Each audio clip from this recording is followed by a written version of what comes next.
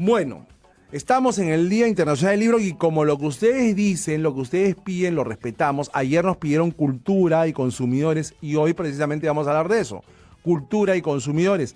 Y estamos con el historiador Joseph Dagger, con quien vamos a conversar acerca de qué tan cultos somos los peruanos, qué tanto nos interesa la cultura. Joseph, un gusto tenerte nuevamente en La Voz del Consumidor.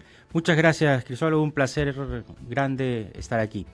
Mira, yo creo que los peruanos consumimos buena cantidad de cultura. Uy, me encanta que comiences esta conversación diciendo eso, me encanta que comiences diciendo eso. Pero, claro, tenemos que... cuando digo los peruanos me refiero a nosotros, al pueblo, a la ciudadanía, a la sociedad civil. Probablemente el Estado sí ha sido un poco avaro siempre con los programas culturales, con la cultura, con los presupuestos dedicados a cultura. Sí, porque uno tiene la idea de que al Estado, no importa quién esté en el gobierno, lo que menos les interesa es la cultura, la educación, siempre con presupuestos paupérrimos, ¿no? Siempre en la última rueda del coche. Efectivamente, si ya la cuestión es complicada respecto de educación, ya con cultura podría, digamos, si no nos afectara tan grandemente, podría ser risible lo que se dedica del presupuesto nacional a cultura. Sin embargo, yo creo que los peruanos consumimos mucha cultura, estamos muy, digamos, tendemos hacia el consumo de la cultura, entendiendo la cultura. Eso es lo que te iba a preguntar. ¿Qué entendemos por cultura? Vamos a comenzar de lo básico. Claro, yo creo que tradicionalmente hemos entendido cultura como, vamos a decir, como la alta cultura, como la música culta, como la ópera, como Vivaldi, Chopin, como la literatura clásica. Y sin lugar a dudas, eso es cultura, a esa cultura también tenemos que acercarnos. Aspirar, ¿no? Y aspirar. Yo creo que toda cultura nos enriquece el espíritu. Escuchar melodías de Bach o de Mahler, por ejemplo, es algo permanentemente enriquecedor que nos hace, además, seguramente mejores personas.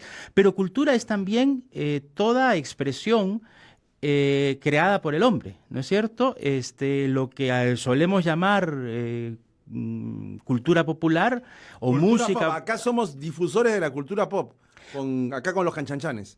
Efectivamente, eso es parte de la cultura, la música popular peruana, por supuesto que es parte de nuestra cultura, la gastronomía que tanto consumimos es parte de nuestra cultura, porque además nos habla de una identidad, por supuesto que el cine nacional, que cada vez está mejorando más, el teatro, todas estas son... Hay más cantidad, yo conversaba precisamente con un director de teatro el otro día y me comentaba que hay más movida teatral hoy en día de la que se veía en muchos años en el Perú. Yo creo que sí, mucho más de la que se veía cuando yo era estudiante, ¿no?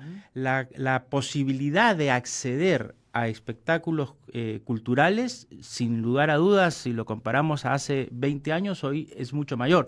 Probablemente todavía no llega al nivel de la oferta cultural que hay en algunos países vecinos, pero creo que vamos avanzando en ese sentido. ¿A qué crees que se debe que vayamos avanzando? ¿Qué factores están incidiendo en los últimos 20 años para que los peruanos nos sintamos más inclinados a determinadas manifestaciones culturales? Es decir, no es que una persona diga, para hacer culto voy a leer un montón de novelas, voy a ir un montón al teatro, voy a ir un montón a películas de cine club, voy a escuchar música clásica. No, o sea, no es que quieras hacer todo, sino que te guste, que te apasione, que te sientas bien con determinada manifestación de la cultura, ¿no? Si te gusta el buen cine, pues anda a ver buenas películas o buen teatro, o sea, eres un lector voraz, lee.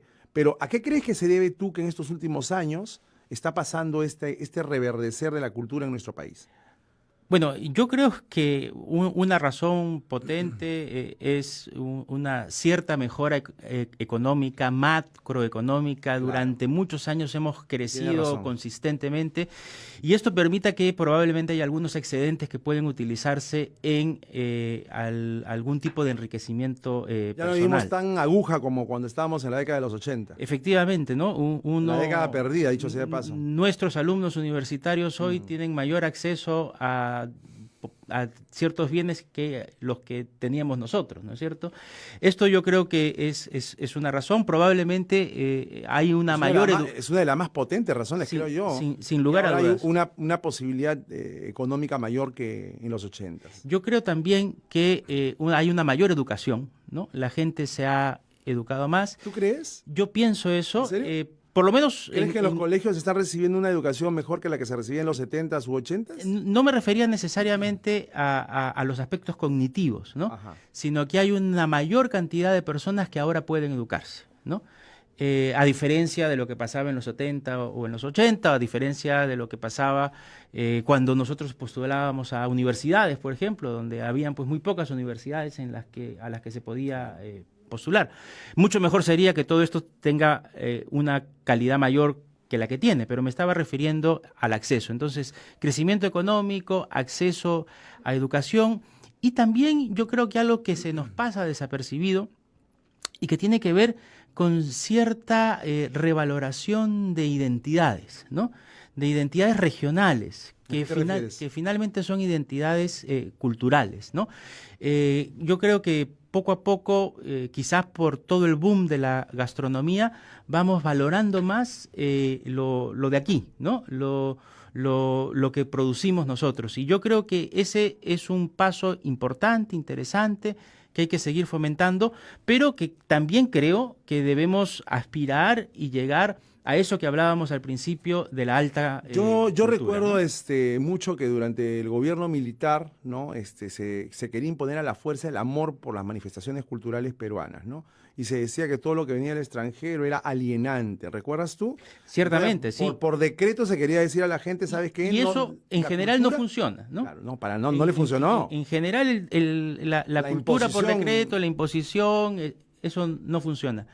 Pero lo que sí creo es que en este boom gastronómico, que a veces exageramos un poco en ciertas cosas, pero creo que nos da en la identidad, ¿no? Ha sido la piedra angular para rescatar las demás manifestaciones culturales. O sea, el boom gastronómico nos ha hecho sentir orgullosos de ser peruanos y de ser reconocidos como tales en todo el planeta. Porque recuerda de que en los 90, bueno, habíamos saltado a la década de los 90, el Perú era reconocido ¿por qué?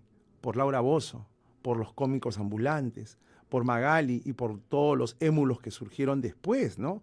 O sea, cuando tú ibas al extranjero y te decían, tú eres peruano. Sí, soy peruano. Eres peruano, pero qué raro que tengas tus dientes completos, ¿no? Entonces, vamos, si esa era la imagen que proyectábamos, pasar de esa imagen desastrosa a la imagen que proyecta el Perú hoy día con una manifestación cultural tan nítida, tan maravillosa como es la gastronomía, entonces eso nos ha permitido desarrollar otras manifestaciones culturales. Yo creo que sí, desarrollarlas o en todo caso potenciarlas, volver a ellas, revalorarlas, porque además la gastronomía tiene esa maravillosa posibilidad de ser un ejemplo de integración, ¿no? Un ejemplo de identidad, un ejemplo de mestizaje, ¿no? Un ejemplo de las varias culturas o de las varias tradiciones culturales que existían en el Perú. Digamos, a veces un poco en broma, un poco en serio, podemos decir que Huayna Cápac nunca comió ceviche, ¿no? Porque no había cebolla, ¿no? Bueno, no habían una serie de otros ingredientes, tampoco, por supuesto, había limón. Pero cuando vino San Martín, años después, tampoco comió lomo saltado, ¿no? Tampoco. Porque no existía como tal, porque todavía no existía la enorme influencia de la migración oriental, de la migración china, que termina convirtiéndose el plato con esas influencias.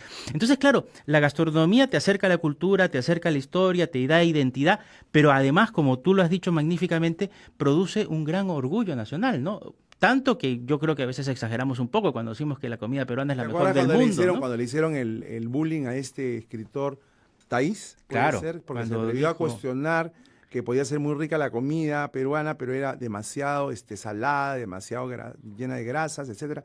Y le hicieron bullying porque sencillamente había chocado con algo que para nosotros es sagrado, ¿no? O sea, hoy en día tú te puedes meter con cualquier cosa, pero métete con la gastronomía o métete con Pablo Guerrero, está fregado. Sí, oye, y hablando, salgamos de la gastronomía, los libros, la lectura.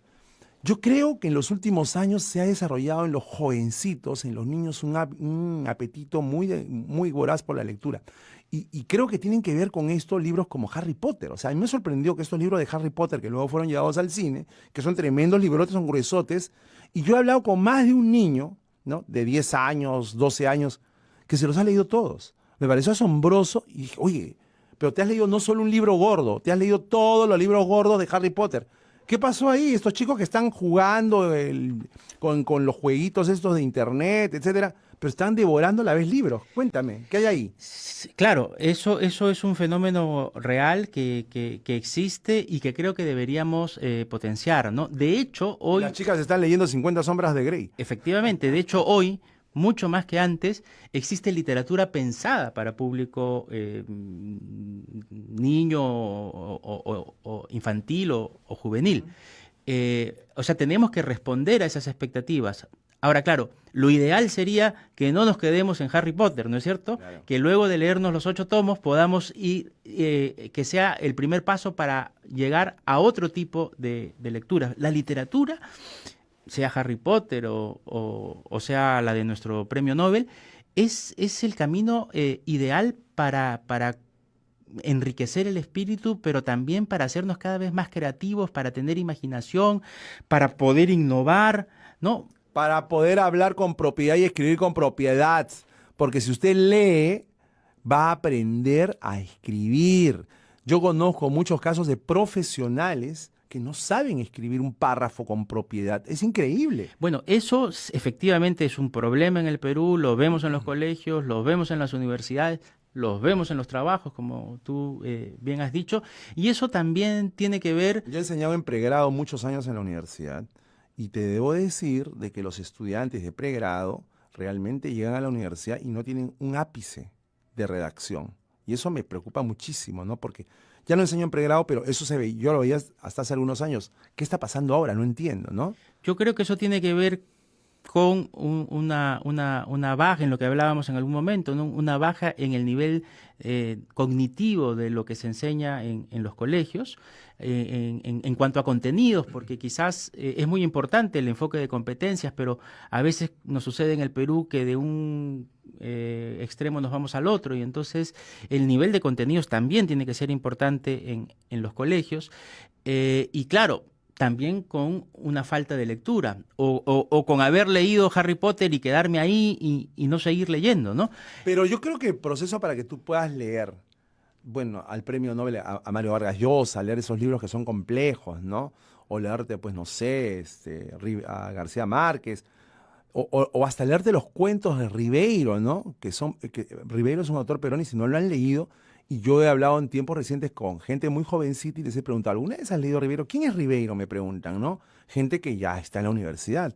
Y eso sí me da que preocupar. Quizás a los papás que nos escuchan, el tema es incentivar en los chicos el amor por la lectura, haciéndoles leer primero algo muy sencillo de leer, luego un poquito más complejo, luego un poquito más complejo, y sin darse cuenta ese niño ya está leyendo no sé, pues a López Albújar, ¿no? Toda la razón. Y de hecho, lo que en educación básica se llama el plan lector. El plan lector. Tiene esa intención, ¿no?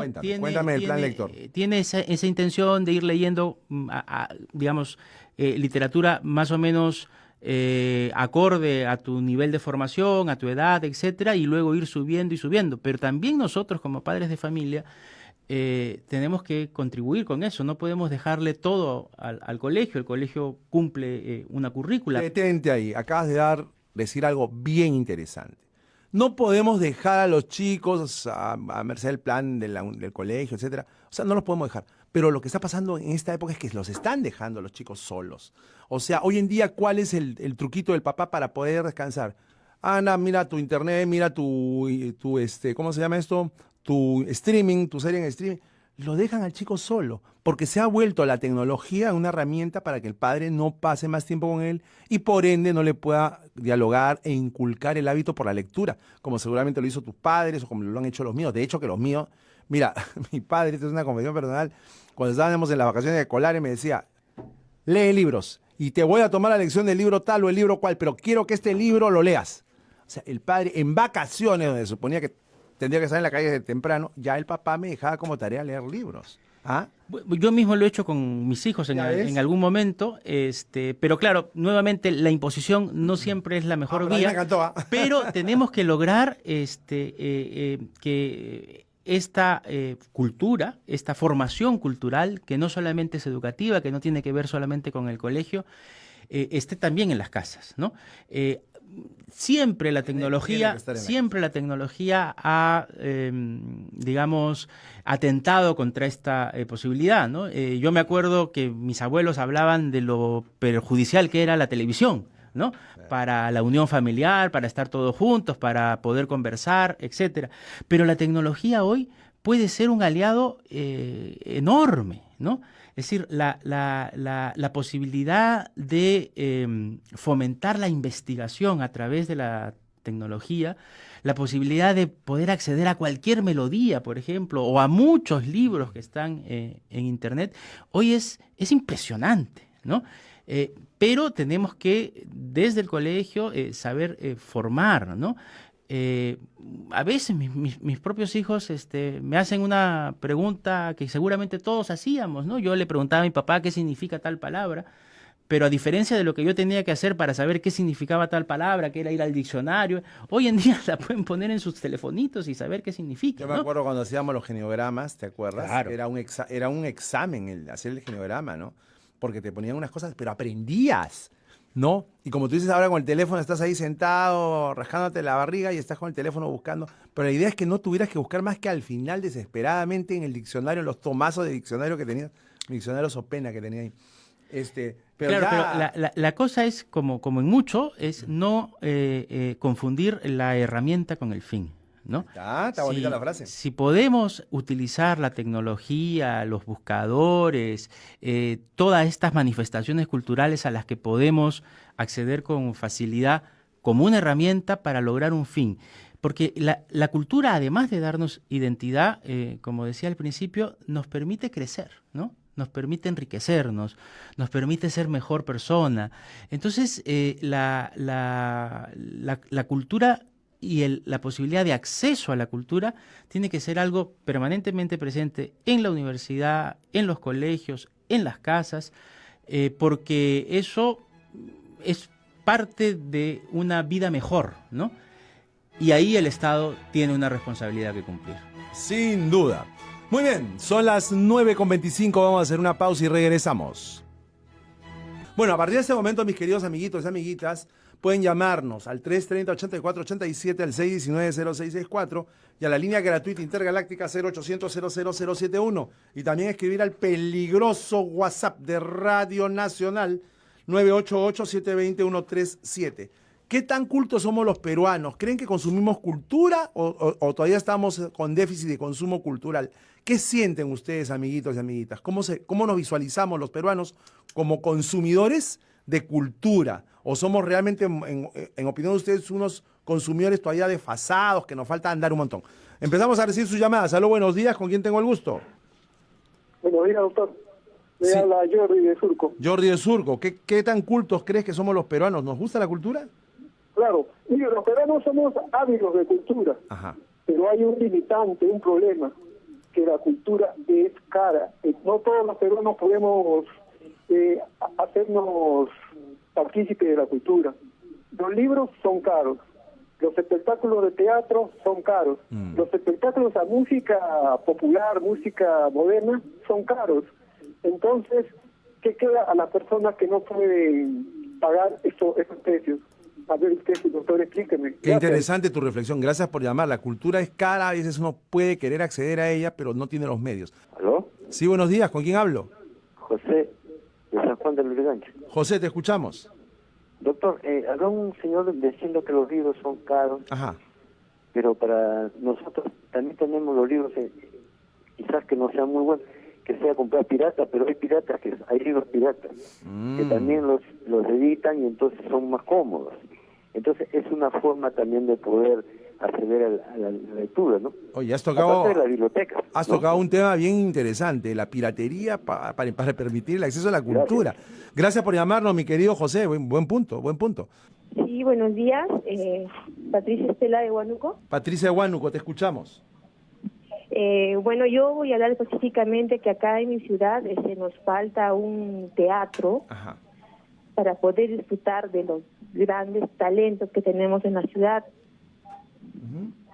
Entonces, no invoco a mis autoridades, ¿no? Que todas las artes que podamos representar, teatro, conciertos, cine, hay un local acá exclusivo, ¿no? Pero falta el proyecto. Entonces, eso también para mí sería importante porque la cultura tiene que llegar a todos.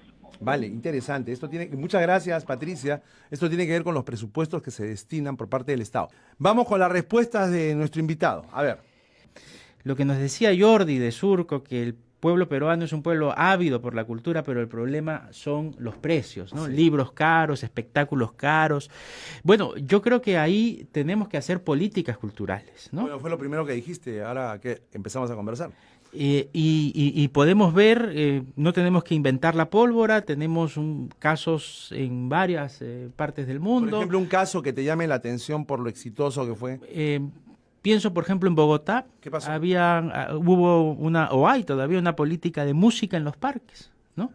Entonces no había que ir a un gran teatro para poder escuchar música. O sea, que van músicos a tocar a los parques. Van músicos a tocar a los parques. ¿Quién les paga a esos músicos? Hay políticas, bien puede ser no recuerdo bien si era el municipio pero, o digamos, el Estado central. Económicos. Hay un estímulo para que esto suceda.